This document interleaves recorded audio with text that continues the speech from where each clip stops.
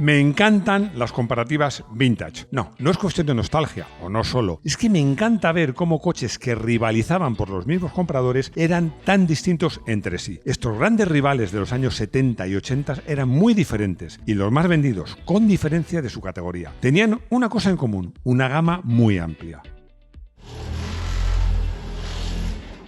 Bienvenidos a Garaje Hermético. Enciérrate con nosotros.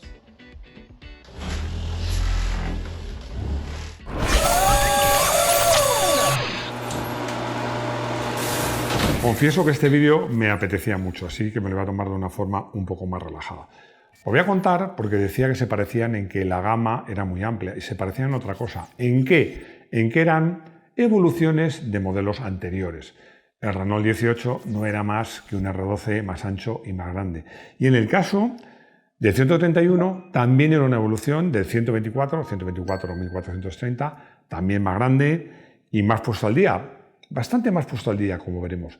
Pero conservaban el motor delantero y la propulsión posterior con un eje rígido, que era una solución, pues en esos años ya empezaba a ser un poquito antigua. Lo primero, para dar contexto, como dicen los modernos, como dice Luis Miguel del Cerro, vamos a ver el hilo temporal de estos dos coches. A ver, el SEAT se comienza a vender en España en 1975, solo un año después de que en Italia se vendiera el Fiat 131. Tendría una vida larga de 9 años, el SEAT 131, porque se vende hasta 1984, cuando lo sustituye el SEAT Málaga. A ver, el SEAT Málaga, que como puede leer en algún diario, era un SEAT Ronda, me hizo mucha gracia, con culo. Bueno, pues es verdad, ¿no? Con todo mi cariño para el Málaga, que es mucho, el 131 siempre fue un coche con más personalidad que el Málaga, no era derivado de nada, y además siempre me pareció, y pareció a los consumidores, más coche. El R18, el Renault 18, apareció en España en 1978, solo unos pocos meses después que en Francia, una diferencia de meses. Apareció, creo recordar, en noviembre del 78. Tuvo una vida de 9 años también en Europa, porque ojo, es que en Argentina es un modelo que se mantuvo en producción y con enorme éxito hasta 1993. Y hay otra diferencia. El sucesor del R18 fue el R21. A diferencia del Málaga, que quieras que no, parecía un coche como inferior al 131, en el caso del R21 no. Era un coche que os diría que incluso se situaba por encima del R18. Y además que contaba con una curiosidad, que el R21 nació simultáneamente con versiones con motor transversal y no longitudinal. Es algo tan curioso que ya estamos trabajando en un vídeo para contároslo. Técnica, disparidad.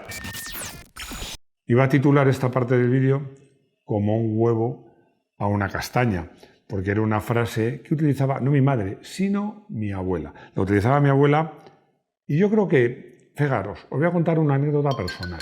Llega el famoso espacio de las batallitas de Máximo. Sí, las batallitas de Máximo, pero a ver, todos vosotros sabéis, y tú mismo, Rodrigo, ¿sabéis que yo me pude llamar en vez de Máximo Eulalio? Solo nos faltaba eso. Imaginaos, Eulalio Sanram. Bueno, pues la verdad es que mi abuela se llamaba Eulalia y mi madre le dijo, ella le dijo, mamá, para acordarnos de ti, a mi hijo le voy a poner el mismo nombre que a ti. Y mi abuela dijo, no, si os queréis acordar de mí, ponerle otro nombre. Así que no me llamo Eulalio gracias a mi abuela Eulalia. Pero dejemos mis batallitas, como dice Rodrigo, y hablemos de técnica. Mejor. Seguro que mejor, vamos a ver. Fijaos que ninguno de estos dos coches en el fondo eran lo último de lo último, aunque justo es reconocer que el R18 era un poco más moderno, que tenía tracción delantera. La verdad es que era una mejora de la plataforma que ya se usaba en el Renault 12, solo que sobre todo con más anchura de vías, ¿no? Y era un coche que más amplio, más grande, pero que mantenía el motor por delante, colgado por delante del eje delantero, con lo que conseguía mayor habitabilidad y, por supuesto, e insisto en esto, era tracción delantera. Esta configuración de motor colgando, ya sea por delante o por detrás, en este caso por delante, hemos hecho un vídeo incluso, ¿qué ventaja tenía? Bueno, básicamente tenía la ventaja de que dejaba más espacio y tenía más habitabilidad, pero hacía los coches bastante torpes porque tenían el motor muy por delante.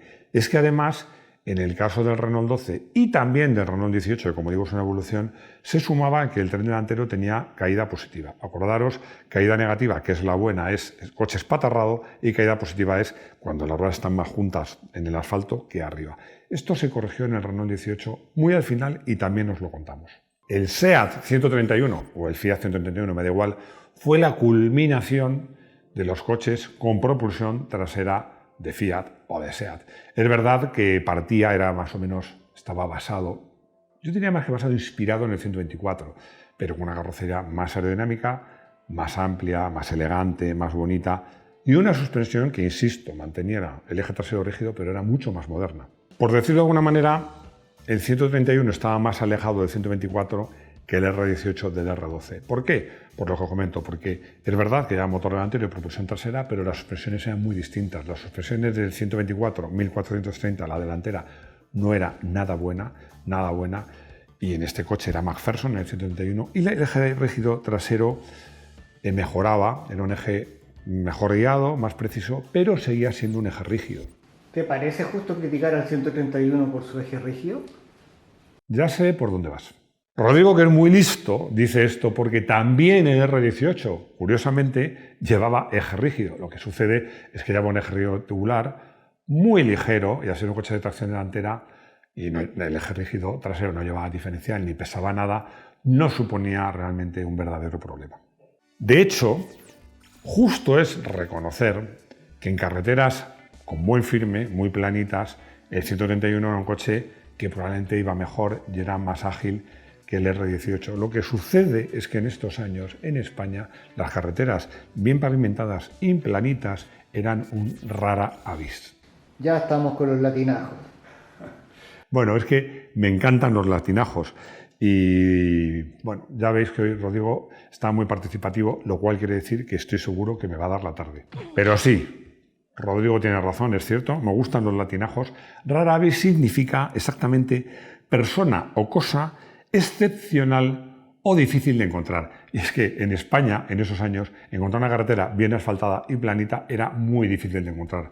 Y en el trazado que había en la mayor parte de las carreteras españolas, el R18 era un coche más cómodo, más fácil de conducir y diría que más seguro. Porque en las zonas onduladas, y no digamos ya si tenían baches, el eje trasero rígido, pero sobre todo con mucho peso no suspendido, todo el diferencial y toda la estructura del eje rígido, pues daba lugar a que hubiera rebotes que hacían que el coche, el 131, perdiera fidelidad de trayectoria, lo convertía en incómodo y no digamos ya siendo propulsión trasera. Y además había versiones relativamente potentes, pues con firme deslizante o lloviendo, convertían el coche en mucho más delicado de conducir. Seguro que todos lo sabéis, pero lo recuerdo. En esta época, ayudas electrónicas, cero. Renault 18 español y francés, iguales pero distintos. Los Renault 18 franceses y españoles eran idénticos. Bueno, voy a matizar, porque no eran exactamente idénticos. Mecánicamente sí eran iguales, motor, todo eso. Lo que sucede es que en España se hacían dos cosas muy bien hechas por parte de Fasa Renault. Una era definir el equipamiento distinto, generalmente estaban más equipados en España, aunque eran algo más caros, pero sobre todo Fasa Renault siempre, que es algo que en su momento alabé yo y toda la prensa de motor, ponía reglajes tanto de suspensiones como incluso desarrollos del cambio específicos para los modelos nacionales. ¿Por qué? Porque las carreteras españolas y francesas no se parecían en nada. Las carreteras españolas, como os he dicho, eran más estrechas, más bacheadas, más onduladas y con muchas más cuestas y prácticamente sin autopistas. Como os decía, esto es algo que yo creo que toda la prensa, todos los entendidos, pero yo creo que incluso los usuarios valoraron mucho de los Renault Made in Spain, que eran específicos, estaban adaptados al mercado. Y yo creo que eso ha contribuido a que Renault pues, tenga una imagen de marca muy propia, muy española. Fijaos que incluso en la forma de denominarla, que no se dice Renault ni nada de eso, se dice Renault. Es un poco una mezcla entre lo español y lo francés. Fiat y SEAT 131, iguales pero más distintos. En el caso de del SEAT 131, la diferencia con el Fiat era mucho más notable por varios motivos que son muy interesantes de explicar. Primero, porque la aparición del 131 y de otro coche del que hablaremos hace que en Italia el 124 desaparezca rápidamente, mientras que en España no, porque el 131, como os he dicho, claramente se situó por encima del 124. Además, es que hubo otro coche en Italia, el Fiat 128, que nunca llegó a España, un coche más moderno, de tracción delantera, de tamaño, incluso con un cierto aire estético parecido al 124, que insisto, ese coche nunca llegó a España, porque no se fabricó aquí, ni se vendió aquí, porque es que Fiat no existía en España. Todo lo que se vendía de Fiat era con marca SEAT. Así que por eso, como os digo, en España convivieron años el 131 y el 124 y en Italia no. Tanto es así que conviene recordar que el 124 y 1430, que en Italia era 124 y 124 especial, sufrieron un restyling que nunca lo tuvieron en Fiat. Es algo exclusivamente español. Ojo, un restyling que se le encargó nada menos que a Giorgetto Giugiaro. Se unificaron las dos gamas, 124 y 1430, se hizo como en Italia, 124 y 124 especial, 1430, 1600, 1800, 2000, pero vamos, con una carrocería con faros rectangulares, y además coincidió en el tiempo con que este coche pasó de fabricarse, en vez de en Barcelona, en Pamplona. Por eso muchas veces se refiere a este modelo de 124 como el SEAT Pamplona o el SEAT 124 Pamplona. Pero hay más, porque, ojo, el 131 se empezó su diseño cuando ya había crisis del petróleo. Entonces Fiat aprovechó este nuevo modelo para montar en este coche motores nuevos, una gama de motores más modernos que iban desde los 1.3 a los 1.6 litros, motores distintos. En España no fue así. En España se siguieron aprovechando los mismos motores que se utilizaban, no tanto en el 124, porque con buen criterio no se utiliza el motor más pequeño, el del 1124, pero sí el motor del 1430 y los motores biárbol. Es decir, se siguieron usando los mismos motores que antes. Hubo una excepción. Sí que es verdad que se fabricaron en España modelos 131 con motores modernos de Fiat, pero únicamente destinados a la exportación, no a la venta en España. La gama R18 al detalle. El Renault 18 nace en España con la versión GTS, que llevaba un motor de 1.647 centímetros cúbicos y 79 caballos. Hubo versiones más modestas en Francia que se fabricaron aquí, pero, como en el caso del 131, solo para la exportación. Ojo, aprovecho a deciros que las imágenes que estaréis viendo no siempre se corresponden al modelo de que estamos hablando, porque hay tantas versiones. En el R18 se nota menos, pero en el 131 hay versiones de faros redondos, de faros rectangulares grandes, faros rectangulares pequeños. Hubo tres series. Bueno, da igual, pero lo importante es ver a grandes rasgos las diferencias que había entre los R18 y los SEAT 131. En 1980 nacen las versiones diésel, un motor de 2.068 centímetros cúbicos que tenía 65 caballos en atmosférico. Luego se le montó un turbo. Os recordaré a lo mejor más veces en este vídeo, es que Renault en ese momento era la marca reina del turbo y este modelo daba 85 caballos. Fue un modelo muy apreciado. ¿Por qué? Muy sencillo, porque tenía las prestaciones de gasolina o incluso mejores, pero los consumos del diésel o incluso mejores. Y por supuesto, no me voy a olvidar del Renault 18 turbo de gasolina, que nació con el motor siempre de 1.565 centímetros cúbicos y 110 caballos y que en las últimas versiones llegó a tener 125 caballos. Otra cosa que no me quiero olvidar, porque os he dicho que os iba a contar, es que en 1982 por fin se modifica la suspensión delantera para que en vez de esa caída positiva que tenía, tuviera caída negativa. Es cierto que de esta mejora solo se benefician los modelos o más potentes o más pesados o ambos, es decir, el diésel, el turbo diésel y el turbo de gasolina. Solo un año después de presentar el Renault 18 berlina, se presenta el Renault 18 Break, también en el Salón de Ginebra, en 1979, obra del mismo diseñador que era Gaston Juchet. También se puede decir que dentro de la gama Renault 18 berlina y Break había un coupé, porque quieras que no, el Renault Fuego, que por cierto en Argentina es un coche que tuvo enorme éxito y se vendió muchos años, no dejaba de ser un Renault 18 coupé. Personalmente a mí el R18 no me parece de los coches más bonitos del mundo, ni siquiera de los Renault más bonitos, pero justo reconocer que era un coche que gustó mucho a los clientes de Renault, sobre todo de esos años, que le gustaban coches relativamente modernos pero no demasiado llamativos, y yo creo que el Renault 18 en eso dio en diana. La gama SEAT 131 al detalle. Ya lo hemos dicho, que el SEAT 131 utilizó los motores que había en España, que eran monoárbol, además en el bloque. El motor del 124, que era 1124 centímetros cúbicos, que empezó dando 60 caballos y luego 65, se juzgó poco motor para este coche. Y el modelo un poco de entrada era el 131 1430 con el motor de 1438 centímetros cúbicos del 1430, que ya daba para entonces 75 caballos, suficientes para el 131, que es un coche más grande y un poco más pesado. El siguiente motor, el que equipaba el 131 1600, era el motor también que se fabricaba en España, de 1592 centímetros cúbicos, que se utilizó en los 124 1600. También en el 132 1600 y que daba 95 caballos, era una cosa seria. Y luego hubo otro motor más que se utilizó en los 131 más potentes y más lujosos, el Diplomatic, que era el 131 más lujoso que se fabricó, y el CLX, que era una berlina con pretensiones deportivas. Y llevaba un motor de 1919 centímetros cúbicos, muy español, con 114 caballos. ¿Por qué digo muy español? Porque este motor nunca existió en Italia. En Italia este motor pues era de 1995 centímetros cúbicos, es decir, un 2 litros, pues un 2 litros, le faltaban 5 centímetros cúbicos para ser 2 litros, lo lógico. Pero es que en España la fiscalidad iba por cilindrada y a partir, creo, de 1920 el impuesto era mucho mayor, así que SEAT lo que hizo fue reducir la cilindrada y por eso se creó este motor, como os digo, de 1919 centímetros cúbicos, una versión de motor exclusivamente española. Y hablemos de diésel, porque además el 131, SEAT ya tenía mucha tradición en ser los coches de los taxis, con el 1400, luego con el 1500, luego con el 124. Con el 131, cuando no había versión diésel, pues los taxistas compraban un 131, le quitaban el motor, esto era muy frecuente, y le montaban motores que hubiera en ese momento, que se vendían sueltos, Barreiros, Mercedes-Benz, Perkin o Saba, hasta que la propia SEAT sacó un coche, yo os diría que casi mítico, que era el 131 2500 TD Sofin, que es como se llamaba el motor.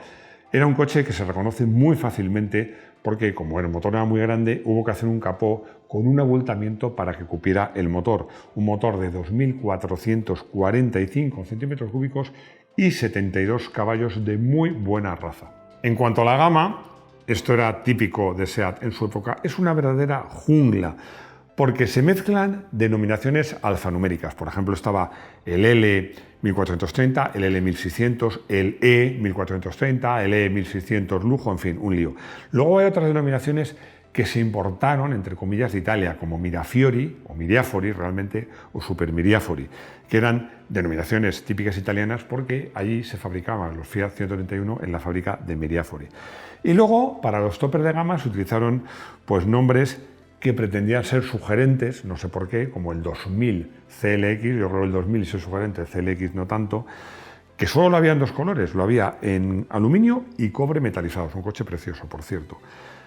Y el Diplomatic con colores metalizados, generalmente oscuros, que iba, bueno, hacía un guiño al coche diplomático, al coche de súper lujo, y que además se vendió con un eslogan, un claim, como se dice ahora, que se inventó un conocido mío, que decía lo siguiente: SEAT 131 Diplomatic, importante, no importado. ¿Qué te parece? Todavía no nos dices cómo iban. Tienes toda la razón, así que vamos a ponernos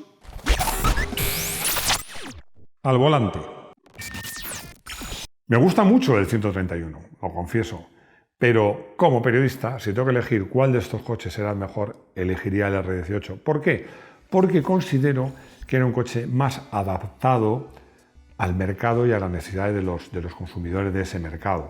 Ya os he dicho que era un coche muy cómodo, seguro, con tracción delantera, fácil de llevar, que iba bien por carreteras bacheadas. Yo creo que era un coche más adaptado al mercado y a la situación española que el 131.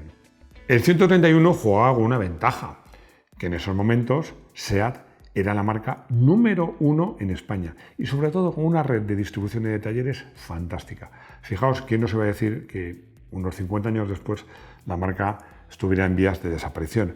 Era un modelo atractivo, muy luminoso, robusto, con una gama muy amplia, pero más delicado de conducir y desde luego, sobre todo, les digo, con las carreteras de entonces, con las carreteras que había entonces, menos cómodo. Y si hablamos de versiones deportivas, ahí sí que lo tengo claro. El 131 CLX 2000, que a mí me parece un coche especialmente bonito, sobre todo en color cobre, me gusta mucho más. Para mí era un coche claramente más eficaz que el Renault 18 Turbo, ya fuera la versión de 110 o 125 caballos, aunque justo es reconocer que cuando se le modificó la suspensión delantera al Renault 18 Turbo, ganó mucho en agilidad y en placer de conducción. La conclusión es el principio de este vídeo, que a mí me parece muy bonitos aquellos tiempos en que coches de precio prácticamente similar o igual, destinados a un mismo mercado, al mismo público, eran tan diferentes, tenían tanta personalidad que diferenciaban unos de otros. Yo creo que los coches actuales son sin duda los más eficientes y los más seguros, pero creo que le falta esa personalidad y esa capacidad de seducción y de diferenciación. ¿Qué os parece a vosotros?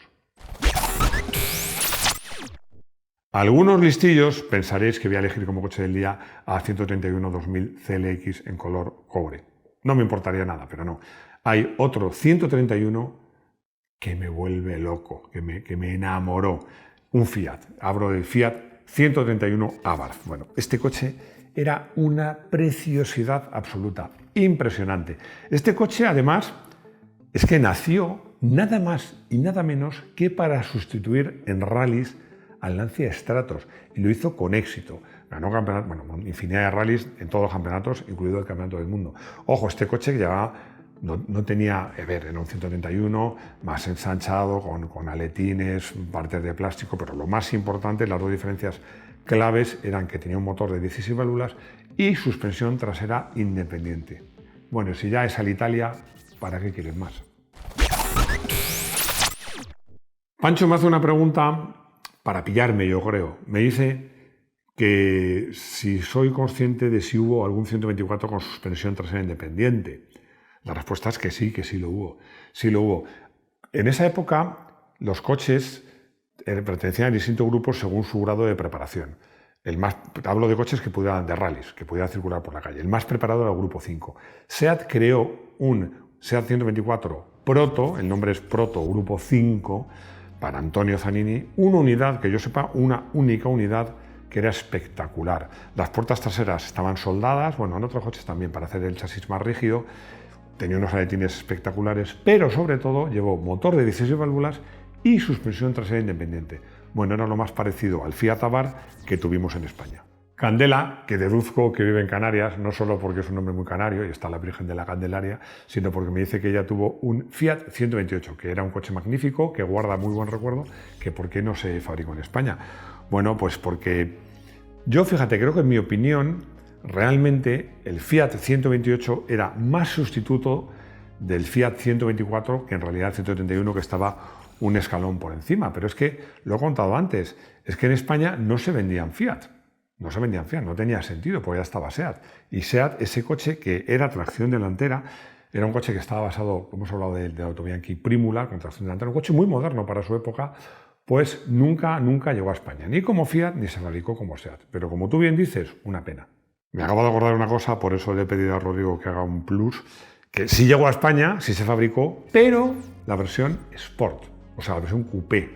Sí hubo, que además competía con el SEAT 1200 Sport. Sí hubo un Fiat 128 Sport, pero la berlina nunca se hizo en España, ni se fabricó, ni se vendió. Y llegamos al final de este vídeo.